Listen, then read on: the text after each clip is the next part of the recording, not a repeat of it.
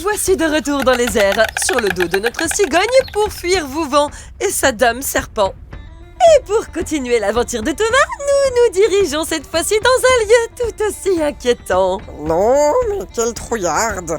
En même temps, il y a de quoi, la cigogne m'a carrément lâché en cours de route. En même temps, je la comprends, elle a dû en avoir marre de t'entendre. Merci, je me sens soutenue. Eh bien, pour le coup, pas tout à fait. Bon, fini les jeux de mots, passons à la suite, en espérant ne pas tomber sur quelque chose d'étrange.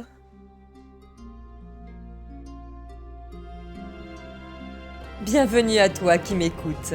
Coucou! Si tu aimes découvrir des lieux mélangeant histoire, folklore, surnaturel, racontés avec un grain de folie, alors bienvenue sur ma chaîne.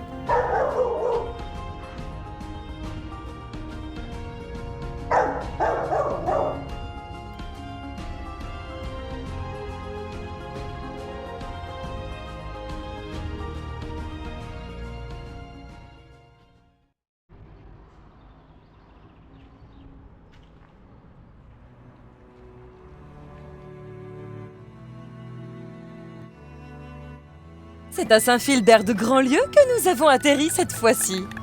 Nous avons quitté la Vendée pour cette charmante commune située en Loire-Atlantique. Donc nous suivons toujours les traces de Thomas. Ah oui!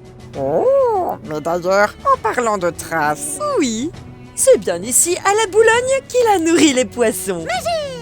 Et en parlant de manger, de poissons et de victuailles. C'est aussi ici que chaque année se déroule une fête médiévale durant la période de juin. Ouais, Kira, qu'est-ce que tu fais encore? Je crois que Kira est sur l'une des pistes qu'a lâché Thomas. Ça donne envie tout ça. Bon, revenons sur quelque chose de plus joyeux et plus festif. La fête médiévale! Effectivement, si tu as l'occasion de t'y rendre, que ce soit en cigogne, sur Mélusine ou encore avec le cheval malais, sache que tu pourras y retrouver une vieille dame sympathique qui te proposera sûrement une bonne part de tarte aux pommes. Pomme, qui veut goûter à ma bonne pomme? Et si c'est une pomme qu'elle a proposée? C'est pareil. Non. Ce que je veux dire par là, c'est que le résultat sera sûrement le même que celui de Thomas. Soit tu pourras venir ici pour nourrir les poissons, soit tu te retrouveras avec une pelle gratuite. Thomas a beaucoup apprécié. Mais dis-moi, si Thomas était ici, c'est qu'elle n'est pas très loin. Avec mon fidèle compagnon territorial et bavouseur, nous allons partir à sa recherche. Mais pourquoi tu fais ça? Bon courage, je vous attends, mes enfants. Je sais pas, comme une envie de tarte aux pommes. Oh, mais arrête donc de penser à manger. Non. Et imagine un instant qu'au lieu de tomber sur elle, tu tombes sur sa sœur. Ah oui, c'est sûr que là, ce serait moins drôle. Et en plus, elle ne sait vraiment pas cuisiner. Oh, tu me désespères. Oh, mais non, faut pas, je plaisante, bien sûr. De toute façon, je vois pas ce qui pourrait nous arriver. On est à Saint-Philbert de Grandlieu, je vais quand même pas... On va quand même regarder un plan au cas où. Avant de se perdre, c'est bien ça. Arrête, dis pas de bêtises. C'est par là. Oh, mais quelle bonne idée. Un nouveau pont. C'est vrai que ça me rappelle quelques souvenirs.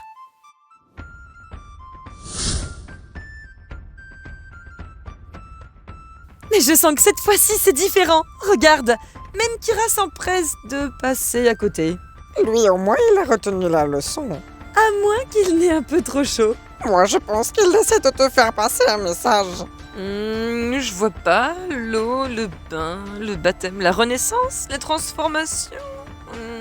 Tu parles de Keridwin? Hein? Mais non, pas du tout. Je te parle d'une fée qui est née non loin d'ici. Une fée? Je vois pas. Oh! Attends, tu parles de celle qui est originaire de Gemene Penfao? C'est bien cela.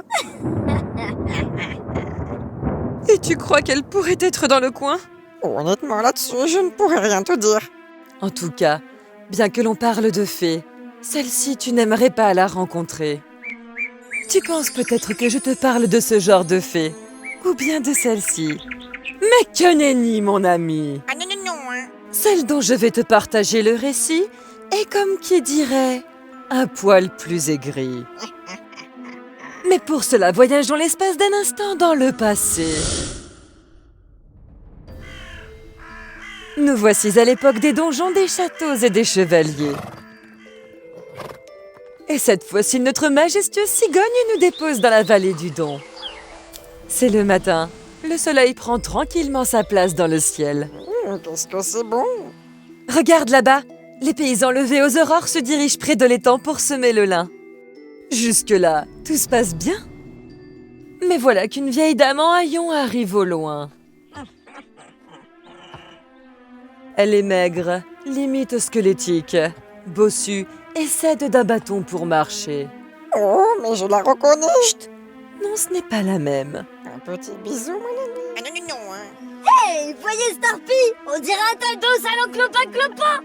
Ah non mais regarde-moi cette démarche et ses habits. Oh, on va t'acheter des RDR pendant la démarche, le vieil, hein?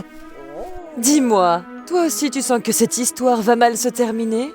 Parce que la vieille dont ils viennent de se moquer n'est autre que la fée Carabosse. Oh oui, et crois-moi, elle ne risque pas d'en rester là. On ne se moque pas impunément de la fée Carabosse.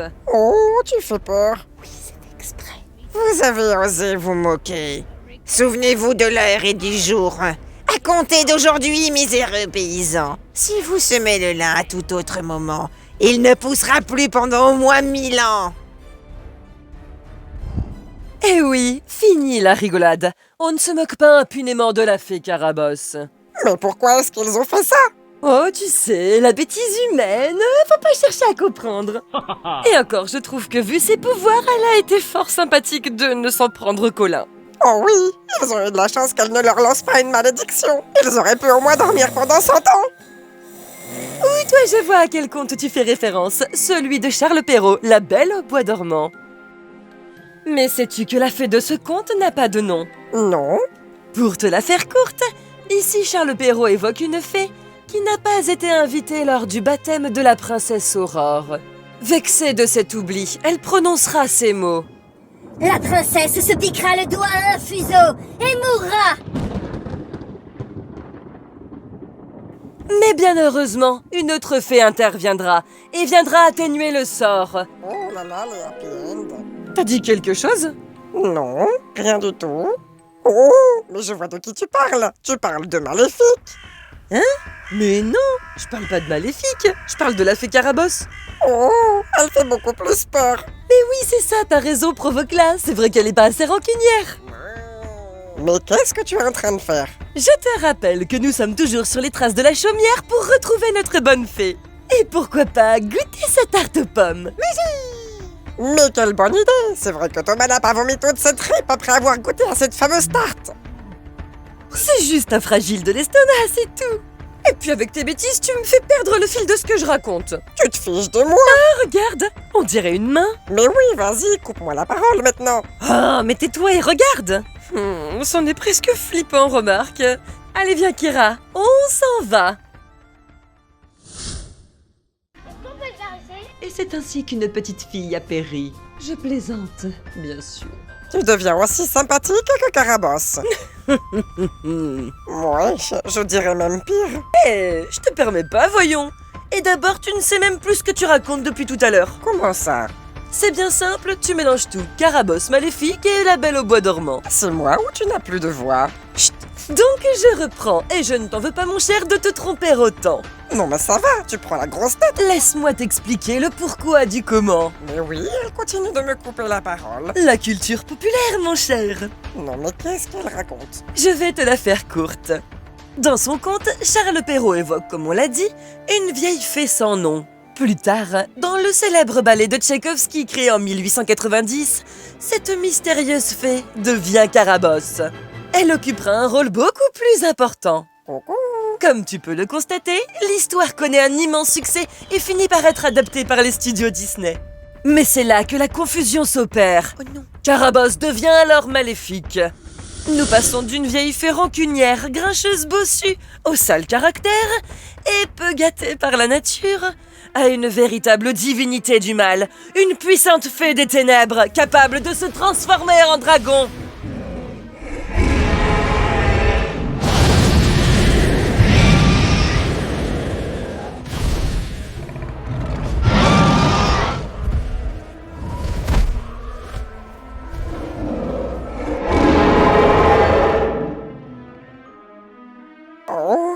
effectivement, elle n'a plus rien à voir avec Carabosse. Ça te cloue le bec, n'est-ce pas? Et elle ose. Mais sais-tu que moi aussi, j'ai fait mes recherches. Tes recherches? C'est-à-dire? Avant d'aller te réconforter dans cette abbaye, espèce de trouillarde, laisse-moi te raconter ceci. Vas-y, je t'écoute, je suis toute oui. Est-ce que tu connais le conte de la princesse printanière de Marie-Catherine d'Aulnoy? Non. Dans ce conte-ci, on fait bien mention de Carabosse. Et elle est tout aussi rancunière et grincheuse que dans La Belle au bois dormant. Lorsqu'elle était enfant, on apprend que le roi a mélangé du soufre à son potage. Quel outrage! C'est plus tard, lorsque celui-ci aura un enfant avec sa reine, que la vieille fée viendra les embêter. Elle lui lancera un sort. À la belle aurore! Mais non, à la princesse printanière. De guignonnant jusqu'à l'âge de 20 ans. Oh non. Mais bien heureusement, elle n'était pas la seule fée, et il en restait une qui n'avait pas encore exaucé son souhait. Elle la doit d'une longue vie pleine de bonheur, une fois que la malédiction serait passée. Quoi? Mais dans ce cas-là alors, c'est du plagiat? Charles Perrault aurait donc simplement copié le conte de la princesse printanière. Eh bien, figure-toi que... non. Non. Comment ça, non? Eh bien, il se trouve que... Entre la vieille fée maléfique et les gentilles fées qui viennent protéger le bébé, on a les mêmes éléments, non? Oh, si un jour tu me laisses finir mes phrases, je t'expliquerai. Oui, mais en attendant, moi je n'ai qu'une envie, c'est de rentrer dans cette abbaye. Parce qu'à force de parler de fées et de sorcières, c'est nous qui allons avoir la guigne. Ah non, hein. Allez, c'est parti! Allons découvrir ensemble ce qu'il y a de caché derrière cette porte. Désolée, je n'avais pas le droit de filmer ce lieu. Mais si tu es curieux et que tu habites non loin de Saint-Philbert de Grandlieu, n'hésite pas à aller visiter ce lieu. Pour commencer, c'est une abbatiale. Et de deux, tu ne m'as toujours pas laissé finir. Oups, pardon. Mais j'avais vraiment une très forte envie d'y mettre les pieds. Et puis nous ne sommes pas n'importe où. C'est qu'il s'en est passé des miracles ici. Mais avant de commencer une nouvelle histoire, je vais te laisser finir la tienne. Merci. Revenons donc sur la fée Carabosse. Son histoire est probablement plus ancienne que celle de nos deux conteurs. Car on la retrouve également dans le conte italien San Luna Italia de Giambattista Basile, écrit en 1634. Encore un autre? Pour le coup, il y a de quoi se poser de nombreuses questions. C'est exact. Il se pourrait que derrière cette histoire se cache une riche symbolique. Celle du destin, du passage à l'âge adulte, de la mort et de la renaissance. C'est marrant, on est au bon endroit pour en parler. Et si on pousse la réflexion, il paraît que certains y voient même des traces d'un ancien mythe cosmique.